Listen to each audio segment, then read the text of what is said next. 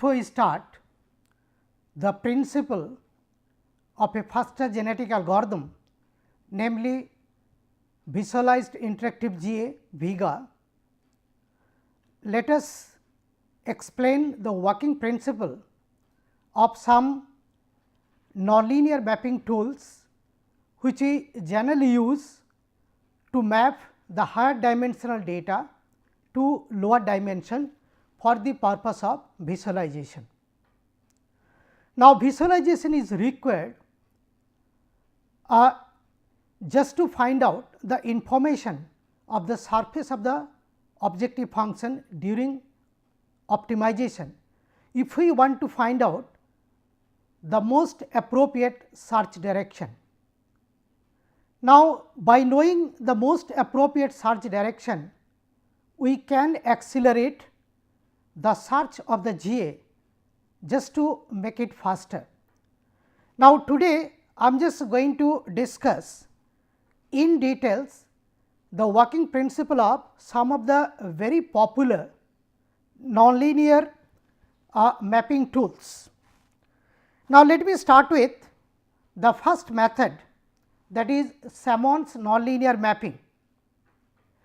Now, here actually what we do is we try to map the data from higher dimension to lower dimension approximately, and this is nonlinear because from higher dimension to lower dimension exact mapping, that is 1:1 mapping, is not possible.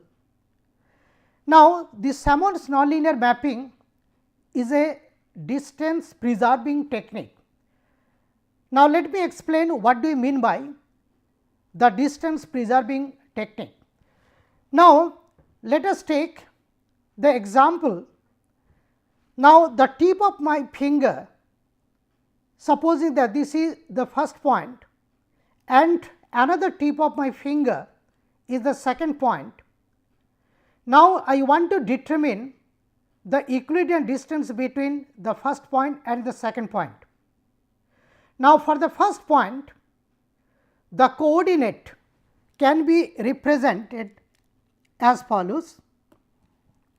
For the first point, it is x 1, y 1, z 1 in 3D space, and for the second point, the coordinate is x 2, y 2, z 2.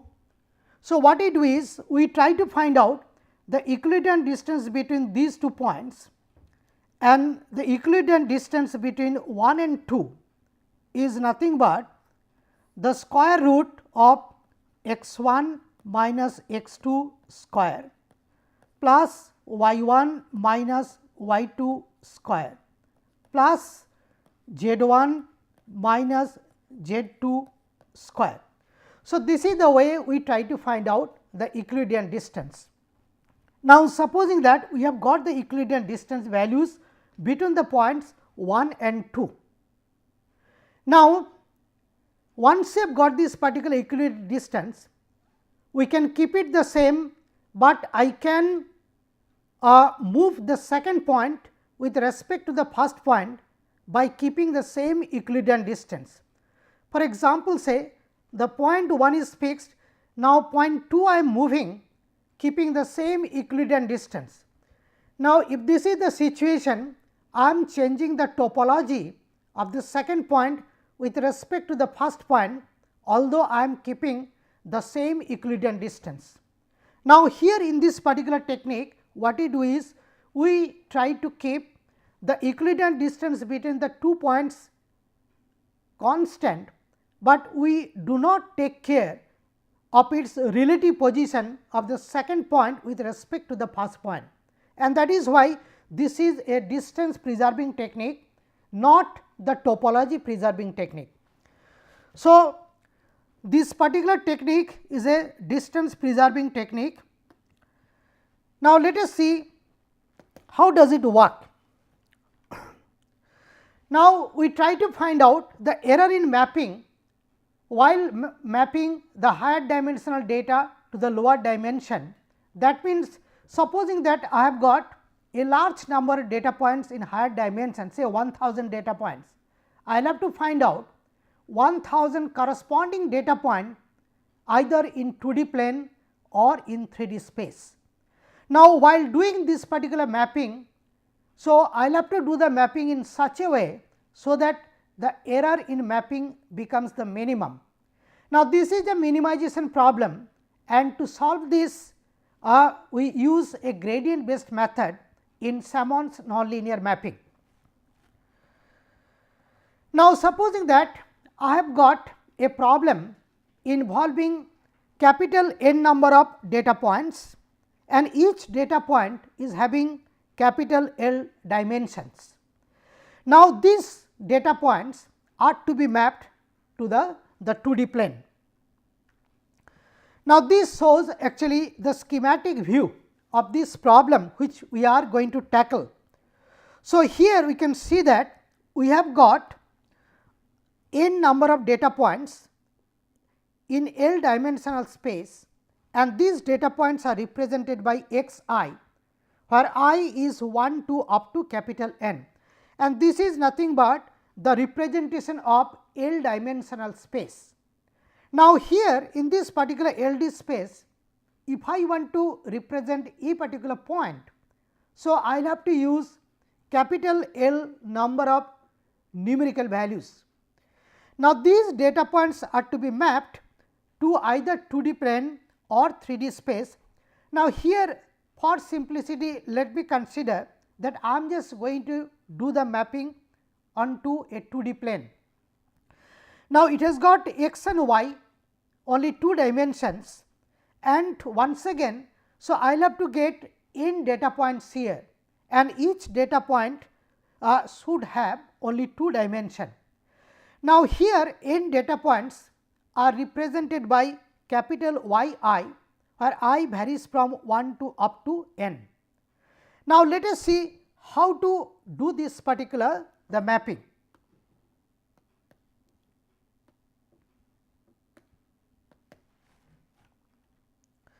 Now, as I mentioned that in L dimensional space, so a particular data point if I want to represent, so I will have to use capital L number of numerical values. For example, capital X 1 is a collection of small x 1 1, small x 1 2 and so on, and the last numerical value is small x 1 L. Similarly, x 2 can be represented as x 2 1, small x 2 2, small x 2 L, and the last one, that is capital X n, is represented as small x n 1, small x n 2, and the last term is small x n L. Now, this is how to represent capital N number of data points in LD space. Now, similarly, in 2D plane, so we can represent capital N number of data points as follows. For example, the first point is y 1, that is nothing but y 1 1, y 1 2. Similarly, y 2 is small y 2 1, small y 2 2, and the last point, that is capital Y n, is small y n 1, small y n 2. Now, let us see the steps. Now, the problem is we will have to do the mapping from higher dimension to lower dimension. So, step 1. So, the information of the higher dimension is known to us of all the data points. Now, what we do is we are going to find out the corresponding data point on the 2D plane. So, what we do is we generate n data points in 2D plane at random using the random number generator, and what we do is we generally consider a particular range for the random numbers, that is 0 to 1. Then step 2, we calculate the Euclidean distance values between 2 points in higher dimension, that is LD space. Say the points are x I and x j, and their Euclidean distance is nothing but d I j star.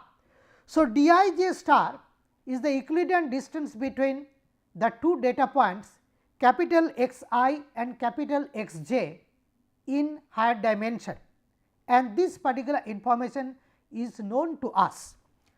Now, what we do is we generate the data points say I and j in 2D using the random number generator, and what we do is we try to calculate the Euclidean distance between the 2 points I and j in 2D plane, and that is denoted by d I j.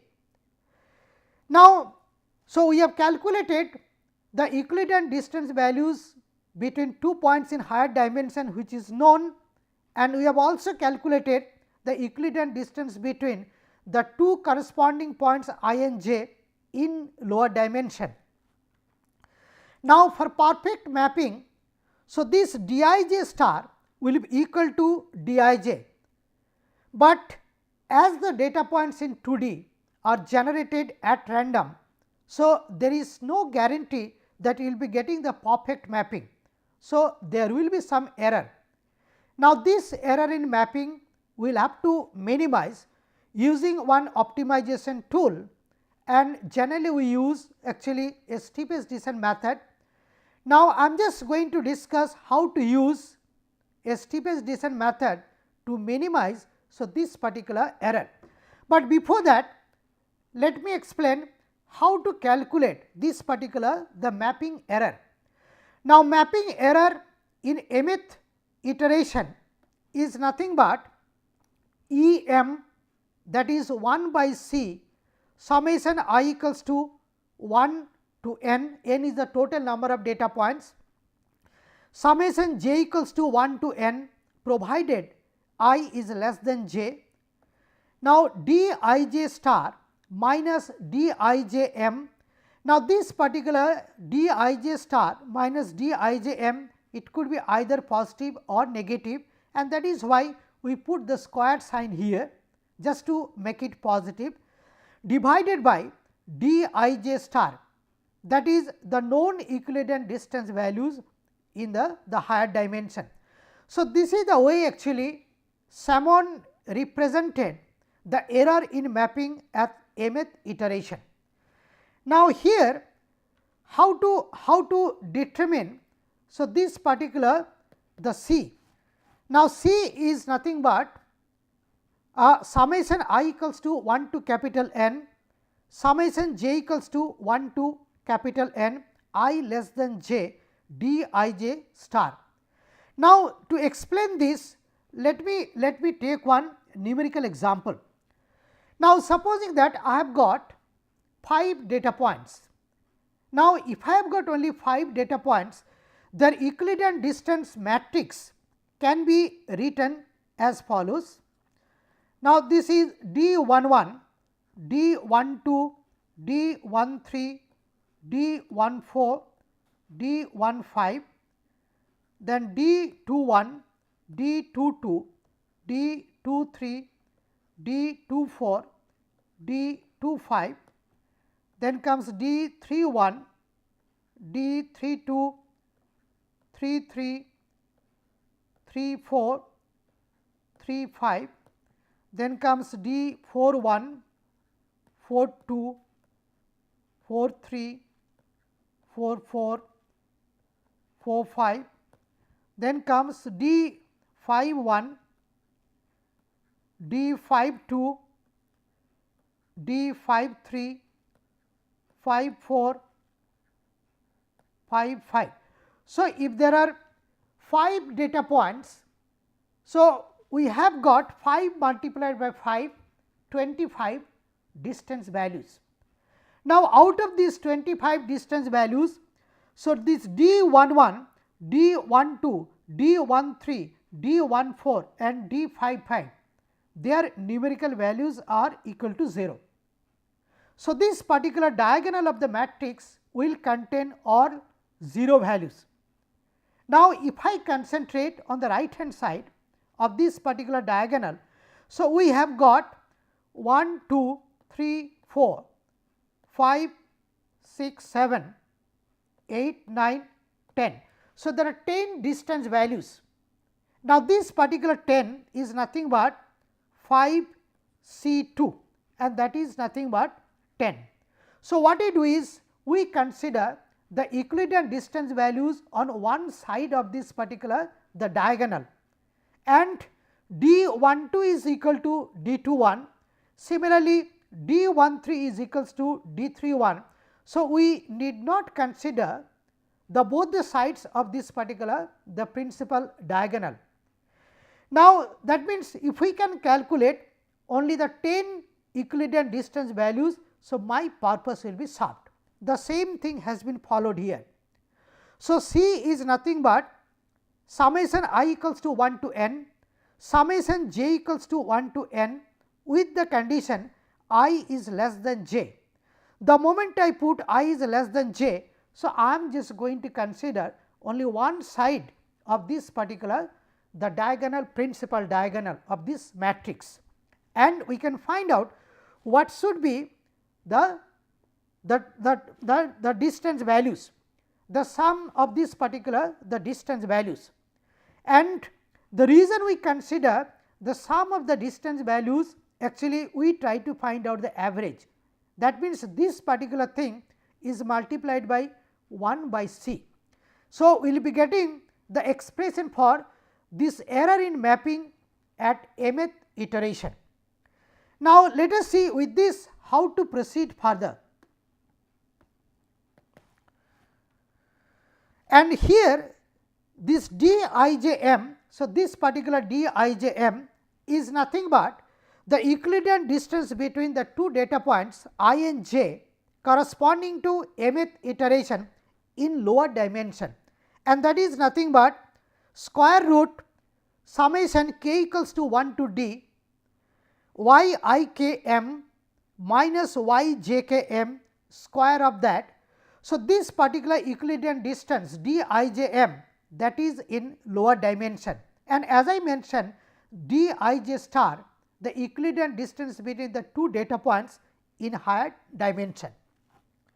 So, this is the way we express this particular error in mapping, and what we do is in step 4 this mapping error is minimized using a steepest descent method, because this particular method on principle can solve the minimization problem.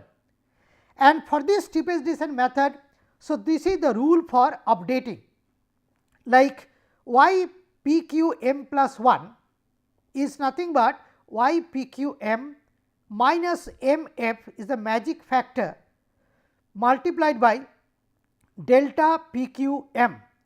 Now, here this magic factor is nothing but the step length. If we remember that in steepest descent method we use a step length and the search direction. So, here the step length is denoted by this magic factor m f, and it varies between 0 and 1, and this particular delta p q m is nothing but the search direction, that is the gradient direction, and we put one negative sign because we move in a direction opposite to the gradient, because this is a minimization problem. Now, this delta p q m, that is actually the search direction, that is the gradient, is nothing but the partial derivative of E m with respect to y p q m divided by, we consider the norm of the second order differentiation, and this particular norm will provide some numerical value, and ultimately this particular delta p q m is going to indicate the search, the gradient direction, and the search will be opposite to the gradient.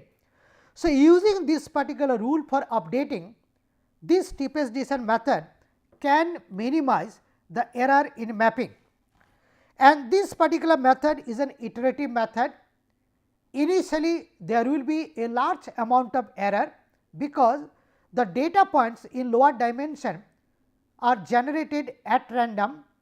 So, we have got no control on this particular data point, and it is expected that initially there will be a large amount of error, and through a large number of iteration. So, this steepest descent algorithm is going to minimize, so that particular the error in mapping. Now, our experience says that if we run this particular algorithm say about 100 iteration, there is a possibility that we will be getting very accurate error. Corresponding to that, the error in mapping will be very less. Now, as I told that this is actually a mathematical approach and we can minimize this particular the error in mapping. Now, I am just going to start with another algorithm which is a graph based technique, and this particular technique is known as the VISOR algorithm. Now, here actually what we do is we try to use the geometrical information of this particular the higher dimensional space, and the data are initially there in the higher dimension and we want to do the mapping to the lower dimension. And once again this is a distance preserving tool, not a topology preserving technique. The same problem we are going to tackle, like we have got capital N number of data points, and these data points actually we will have to do the mapping to the lower dimension. That means, from higher dimension to lower dimension. So, capital N number of data points. So, we will have to do the mapping. Now, how to do it? So, I am just going to discuss in details. Now, supposing that we have got the problem like this, we have got capital L number of data points in a higher dimension, that is LD space. Now, this is how to represent the LD space. Now, we have got say capital N number of data points, and as I mentioned, to represent a particular data points, so I need capital L number of numerical values. Now, let us see how to do this particular the mapping. Now, here I am just going to do the mapping from L dimension to the 2 dimension. That means, I will have to find out capital N number of data points on the 2D plane. Let us see how to do it. Now, the steps I am just going to discuss fast in details. Now, what you will have to do is, so I have got capital N number of data points. The first thing we do is, we try to find out the centroid of these particular capital N data points. Now, centroid is denoted by, so this particular M. How to find out the centroid? Now, for a particular data point, we have got capital L number of numerical values. We concentrate on the first dimension. So, you will be getting for n data points. So, n number of the numerical values corresponding to the first dimension. So, we add all capital N numerical values and then we divide it by the capital N, that will be the first dimension information for this particular the centroid point. The same procedure we repeat for the second dimension, third dimension up to the nth dimension, and we can find out the coordinate of this particular the centroid point, that is M. Now, once you have got the centroid point, now what we do is we try to locate 3 pivot points like V1, V2 and V3. Now, I am just going to discuss how to locate these particular the pivot points. Now, these pivot points are actually going to help while doing this particular the mapping. Now, to locate the pivot point say V1, what we do is, so starting from the centroid, we try to find out the Euclidean distance of all capital N data points. So, there will be capital N number of numerical values for the Euclidean distance. We compare those numerical values of the Euclidean distance and we try to find out a data point which is farthest from this particular centroid point. That means, the Euclidean distance should be the maximum. Supposing that V 1 is the data point whose Euclidean distance is maximum from M.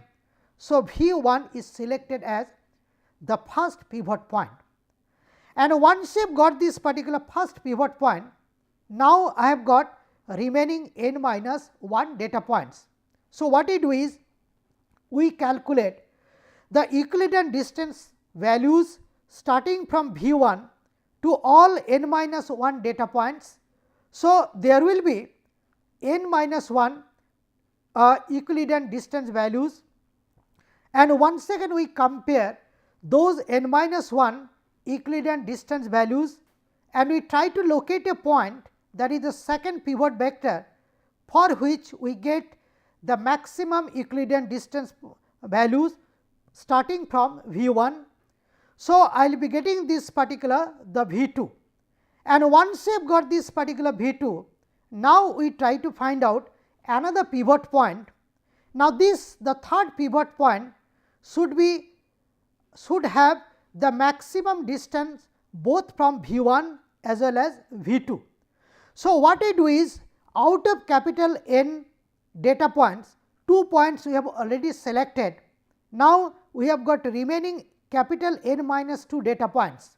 So, what we do is, for this remaining capital N minus 2 data points, so I calculate the Euclidean distance from V 1 and Euclidean distance from V 2, and we try to locate a point out of this capital N minus 2 data points whose Euclidean distance will be maximum both from V 1 as well as V 2, and we try to locate this particular the third pivot point, that is V 3. Now, till now whatever we have got is 3 pivot points V 1, V 2 and V 3, and once we have got this particular the 3 pivot points. So, we try to locate the corresponding 3 pivot points in 2 dimension. So, what we do is, so we try to find out the Euclidean distance from the origin of this higher dimension to V 1, Euclidean distance from origin to V 2, Euclidean distance from the origin to V 3. So, we will be getting 3 numerical values, and considering those 3 numerical values as the radius. So, we draw the circular arc on the 2D plane. Now, the first circular arc could be approximately something like this, the second one it could be something like this, the third one could be something like this. So, we can find out 3 such the circular arcs. Now, once you have got these particular 3 circular arcs, so what you can do is, I can also calculate the Euclidean distance value between V 1 and V 2 and that between V 2 and V 3. So, on the first circular arc, any point we select at random, supposing that I am selecting this particular point. Now, I know the Euclidean distance between V 1 and V 2, keeping that. So, what we do is, and considering P 1 as the center, so we draw one circular arc on the second this circular arc, and I will be getting a data point here, that is nothing but P 2. And once I have got this particular P 2, now I can find out the Euclidean distance between V 2 and V 3. So, we consider P 2 as center and the Euclidean distance between V 2 and V 3 as the radius. We draw one circular arc and you will be getting this particular point P 3. So, corresponding to V 1, V 2 and V 3 in higher dimension, I am getting P 1, P 2 and P 3, these 3 pivot vectors in lower dimension. Now, once you have got this, now how to proceed? So, what we do is, in higher dimension, we join this point V 1 and V 2 by a straight line like this. Similarly, V 2 and V 3 are joined by another straight line something like this. The same thing we do in lower dimension. So, we join the line between P 1 and P 2 like this and join the line between P2 and P3 like this. Now, what we do is, say we want to do the mapping for a particular point, say V, from higher dimension to lower dimension. That means, I am just going to find out a corresponding point in 2D corresponding to this particular V in higher dimension, a corresponding point in 2D. So, what we do is, from this particular V, we draw the perpendicular on V1, V2. So, we draw the perpendicular something like this. So, this is perpendicular. Similarly, we draw the perpendicular on V2, V3 like this. So, this is perpendicular, and we try to locate the points like K1 and K2. And once you have got this particular K1, I can write down, I can find out V1 K1 ratio K1 V2, K1 V2, and this we keep the same here like P1 D1, P1 D1 ratio like your D1 P2, and following this particular relationship, we try to locate the point D1 on P1 P2. The same principle we follow here also. So, we have got this particular point K2. Now, we consider the ratio V2 K2 ratio, this K2 V3 is nothing but P2 D2 P2 D2 ratio D2 P3. Now, this corresponds to, so this particular point D2. Now, we will be able to locate this particular point D2 on the line P2 P3. Now, once we have got this particular D1 and D2, so what we do is, we draw the perpendicular at the point D1 to the line P1 P2. So, I will be getting this type of perpendicular line. Similarly, at the point D2, we draw another perpendicular to the line P2 P3, and we will be getting another perpendicular, and these two perpendicular lines are going to intersect at a particular point P. So, this P is actually nothing but the point V in higher dimension. So, this particular point V in LD space is mapped to the point P in 2D plane, and the same principle. So, we will have to follow for the remaining data points. Now, already we have got say 1, 2, 3, 4 data points in lower dimension. So, out of this capital N, the 4 data points we have already mapped to the lower dimension. The remaining n minus 4 data points are to be mapped following the principle, the way I discussed how to map the point V to point P. So, we follow this particular principle for the remaining data points, so that all the capital L data points in L dimensional space can be mapped to n data points on 2D plane. So, this is the way actually we do the mapping approximately using the principle of this particular the VISOR algorithm. Now, this particular algorithm, the steps I have already written it here, but all such steps I have already discussed in details. So, whatever I discussed, so all such things I have written it here.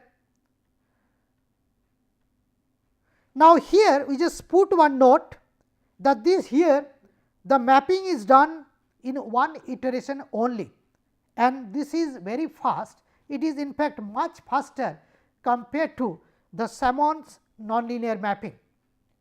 Now, what will be the quality of the map data points, that we will be discussing after some time. Thank you.